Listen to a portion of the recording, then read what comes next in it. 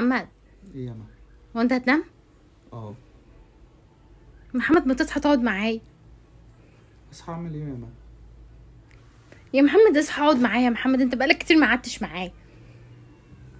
ما انا على طول قاعد معاك يا ما.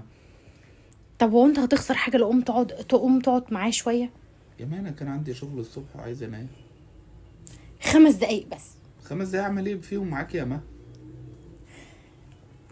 انا عندي حته دين فكره المشروع خرافه، قوم نتكلم فيه.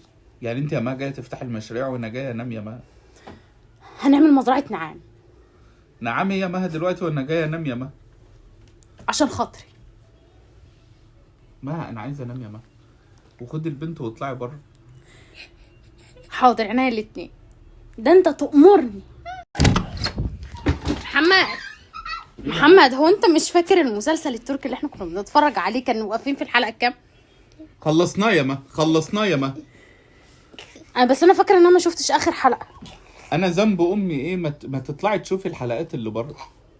انا ذنب. انا مش فاكره عشان ما اتفرجش على حاجه انا كنت اتفرجت عليها. انا هعمل ايه دلوقتي يا ما؟ انا مشكلتي ايه قوم دلوقتي؟ اقعد معايا والنبي.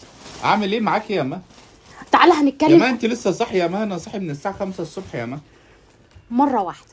حاضر يا ما. يلا قوم اقعد معايا. يا ما عايزه قوم اقعد والنبي.